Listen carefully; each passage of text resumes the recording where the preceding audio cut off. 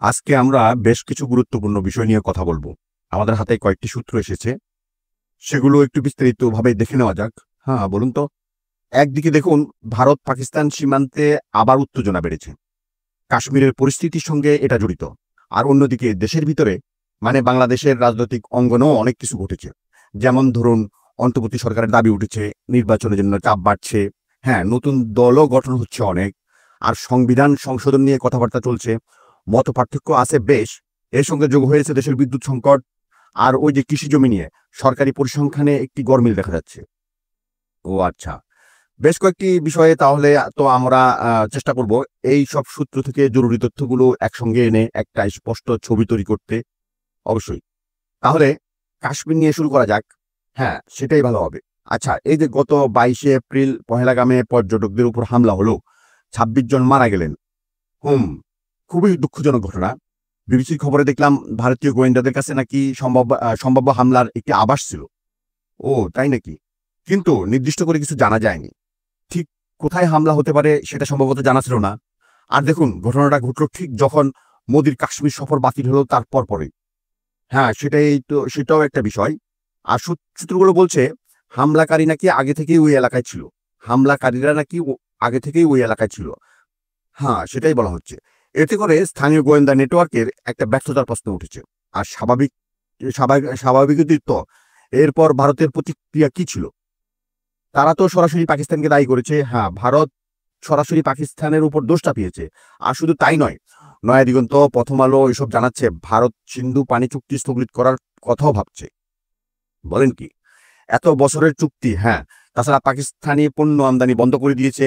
আর সেনাবাহিনী বলছে পাল্টা ব্যবস্থা নিতে, মানে যাকে বলে পূর্ণ স্বাধীনতা দেওয়া হয়েছে। আচ্ছা, পাকিস্তানের দিক থেকে কি প্রতিক্রিয়া? পাকিস্তান তো অভিযোগ অস্বীকার করছে। উল্টো তারাও বাণিজ্য বন্ধের হুমকি দিয়েছে।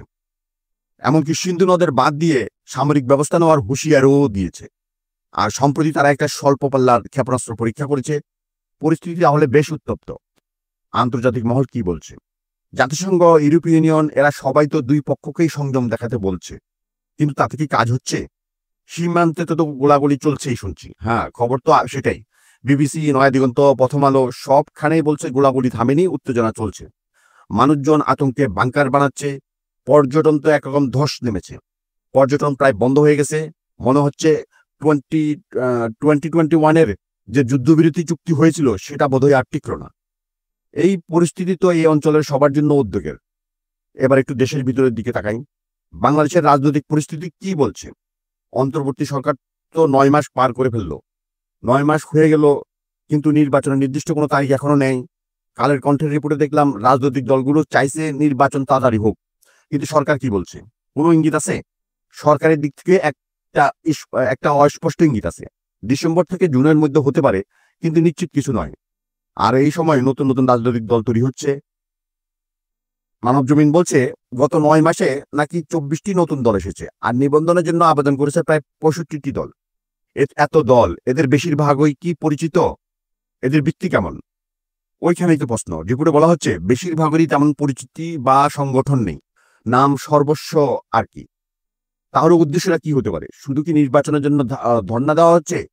কেউ কেউ হয়তো নিজেদের প্রভাব বাড়াতে চাইছে, অথবা ধরুন বড় দলের সঙ্গে একটা দর কষাকষির সুযোগ খুঁজছে। স্টার্ট আপ মুভ আর কি, অনেকটা তাই।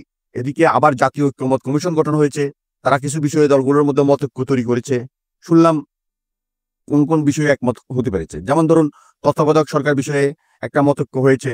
আবার দ্বিকক্ষ বিশিষ্ট সংসদ, মানে দুটি কক্ষের আইনসভা হবে, এই ব্যাপারেও নাকি মতৈক্য হয়েছে। কিন্তু ডেইলি স্টার আর যুগান্তর বলছে অনেক অনেক জরুরি বিষয়ে এখনো বেশ বিভক্তি রয়ে গেছে। সেটাই সমস্যা। মৌলিক কিছু প্রশ্নে বড় ধরনের মতপার্থক্য। ঠিক কোন বিষয়গুলি নিয়ে বেশি মতভেদ? যেমন সংবিধানের প্রস্তাবনা নিয়ে, সেখানে বহুতত্ত্ববাদ থাকবে নাকি আল্লাহর প্রতি পূর্ণ আস্থা ও বিশ্বাস? এটা নিয়ে বেশ জটিল বিতর্ক। এটা তো একটা পূর্ণ বিতর্ক। আবার ধরুন, প্রধানমন্ত্রীর মেয়াদ কয়েকবার হতে পারবে, তার ক্ষমতা কতটা থাকবে, আলাদা সংসদ নেতা থাকবেন কিনা, এসব নিয়েও মতভেদ। জাতীয় সাংবিধানিক পরিষদ গঠনের প্রস্তাব, সেটা নিয়েও ঐক্যমত নেই।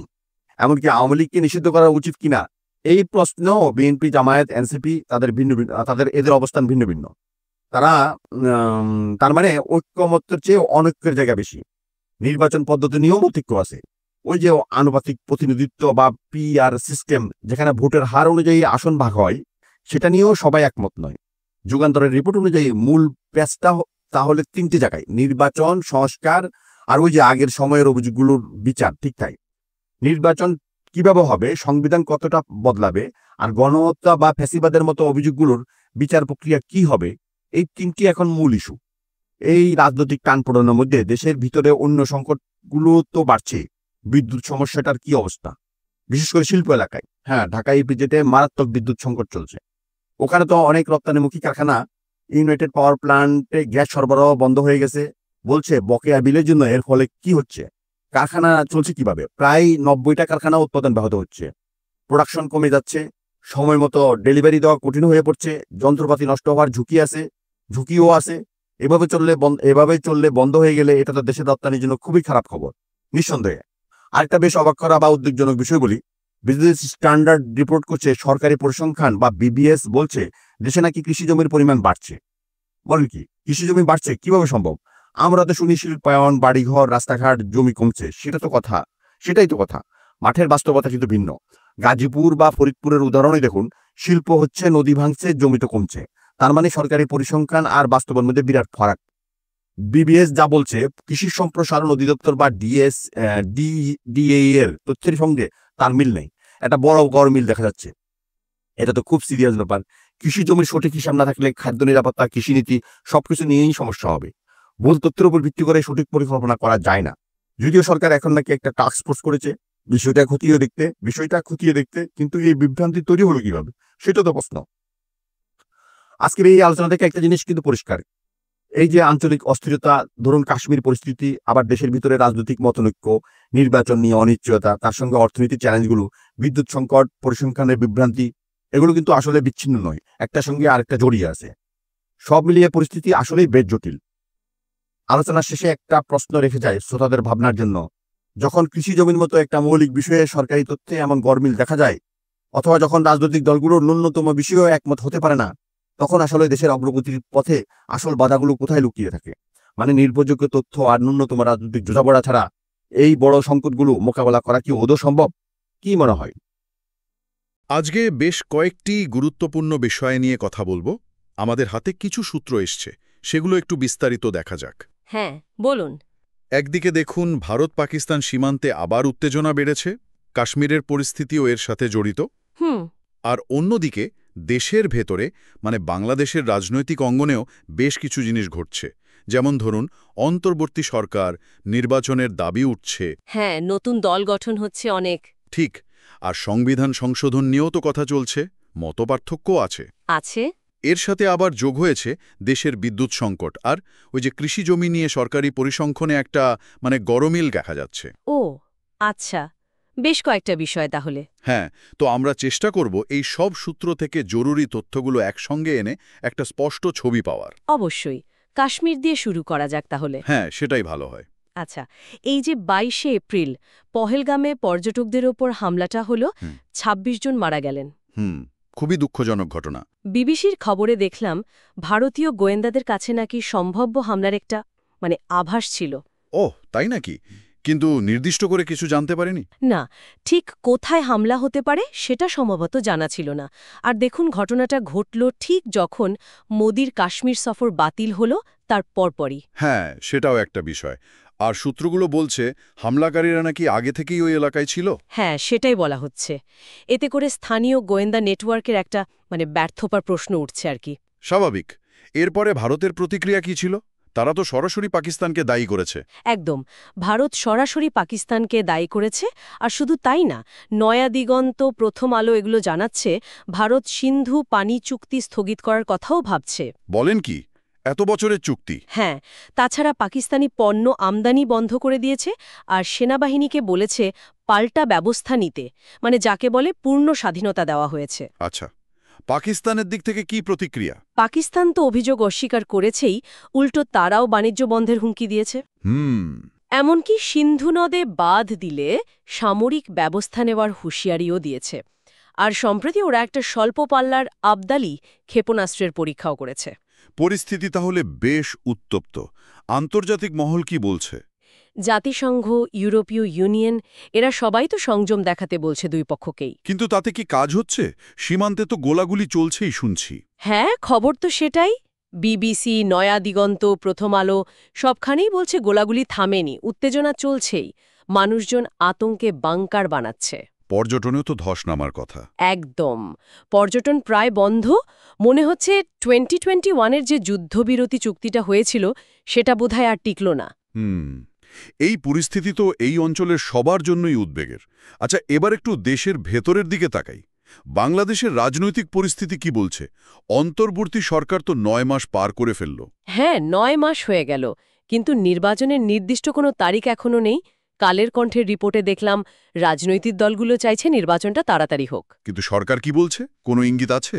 সরকারের দিক থেকে একটা অস্পষ্ট ইঙ্গিত আছে যে ডিসেম্বর থেকে জুনের মধ্যে হতে পারে, কিন্তু নিশ্চিত কিছু না। আর এই সময়ে নতুন নতুন রাজনৈতিক দল তৈরি হচ্ছে অনেক, তাই না? ঠিক। মানবজমিন বলছে গত 9 মাসে নাকি 24টা নতুন দল এসেছে, আর নিবন্ধনের জন্য আবেদন করেছে প্রায় 65টা দল। এত দল! এদের বেশিরভাগই কি পরিচিত? মানে এদের ভিত্তি কেমন? ওখানেই তো প্রশ্ন। রিপোর্টে বলা হচ্ছে বেশিরভাগেরই তেমন পরিচিতি বা সংগঠন নেই, নাম সর্বস্ব আর কি। তাহলে উদ্দেশ্যটা কি হতে পারে? শুধু কি নির্বাচন? ধারণা করা হচ্ছে কেউ কেউ হয়তো নিজেদের প্রভাব বাড়াতে চাইছে, অথবা ধরুন বড় দলগুলোর সাথে একটা দর কষাকষি সুযোগ খুঁজছে। আচ্ছা আচ্ছা, স্ট্র্যাটেজিক মুভ আর কি। অনেকটা তাই। এদিকে আবার জাতীয় ঐক্যমত্য কমিশন গঠন করা হয়েছে।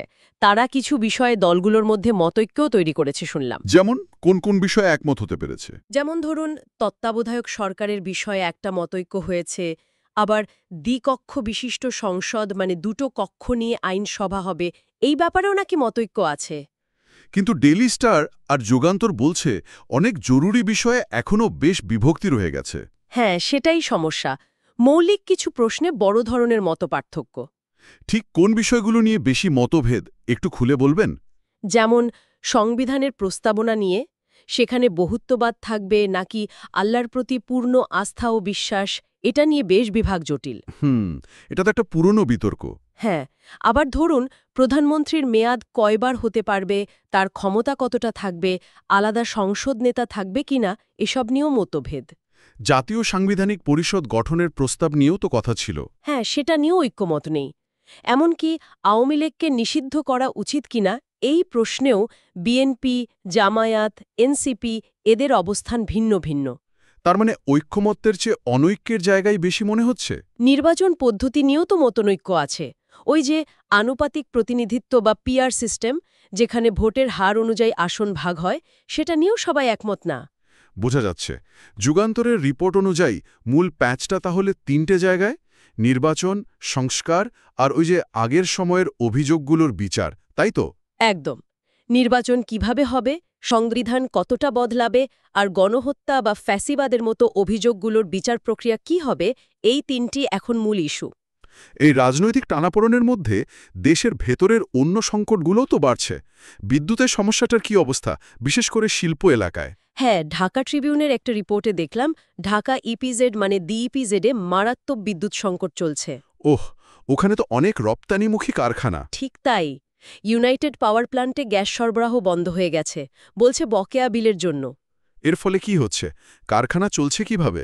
প্রায় 90টা কারখানার উৎপাদন ব্যাহত হচ্ছে, প্রোডাকশন কমে যাচ্ছে, সময়মতো ডেলিভারি দেওয়া কঠিন হয়ে পড়ছে। যন্ত্রপাতি নষ্ট হওয়ার ঝুঁকিও তো থাকে এভাবে চললে, বন্ধ হলে। এটা তো দেশের রপ্তানি আয়ের জন্য খুবই খারাপ খবর। নিঃসন্দেহে। আরেকটা বেশ অবাক করা বা উদ্বেগজনক বিষয় বলি, দ্য বিজনেস স্ট্যান্ডার্ড রিপোর্ট করেছে। কি সেটা? সরকারি পরিসংখ্যান ব্যুরো বিবিএস বলছে দেশে নাকি কৃষি জমির পরিমাণ বাড়ছে। বলেন কি? কৃষিজমি বাড়ছে? কিভাবে সম্ভব? আমরা তো শুনি শিল্পায়ন, বাড়িঘর, রাস্তাঘাট এসবে জমি কমছে। সেটাই তো কথা। মাঠের বাস্তবতা কিন্তু ভিন্ন। গাজীপুর বা ফরিদপুরের উদাহরণই দেখুন। শিল্প হচ্ছে, নদী ভাঙছে, জমি তো কমছে। তার মানে সরকারি পরিসংখ্যান আর বাস্তবের মধ্যে ফারাক। বিরাট ফারাক। বিবিএস যা বলছে, কৃষি সম্প্রসারণ অধিদপ্তর বা ডিএই এর তথ্যের সাথেও তার মিল নেই। একটা বড় গরমিল দেখা যাচ্ছে। এটা তো খুবই সিরিয়াস ব্যাপার। কৃষিজমির সঠিক হিসাব না থাকলে তো খাদ্য নিরাপত্তা, কৃষি নীতি সবকিছু নিয়েই সমস্যা হবে। একদম। ভুল তথ্যের ওপর ভিত্তি করে তো সঠিক পরিকল্পনা করা যায় না। যদিও সরকার এখন নাকি একটা টাস্ক ফোর্স করেছে বিষয়টা খতিয়ে দেখতে। কিন্তু এই বিভ্রান্তিটা তৈরি হলো কিভাবে, সেটাও তো প্রশ্ন। সেটাই। আজকের এই আলোচনা থেকে একটা জিনিস কিন্তু পরিষ্কার। কি বলুন তো?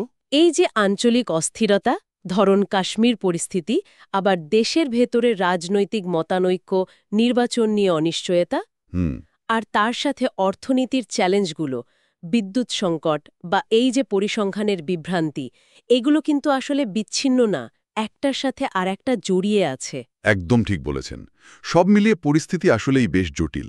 আচ্ছা, আলোচনার শেষে একটা প্রশ্ন রেখে যাই না হয় শ্রোতাদের ভাবনার জন্য। হ্যাঁ, বলুন। যখন কৃষিজমির মতো একটা মৌলিক বিষয়ে সরকারি তথ্যে এমন গরমিল দেখা যায়, অথবা যখন রাজনৈতিক দলগুলো ন্যূনতম বিষয়েও একমত হতে পারে না, তখন আসলে দেশের অগ্রগতির পথে আসল বাধাগুলো কোথায় লুকিয়ে থাকে?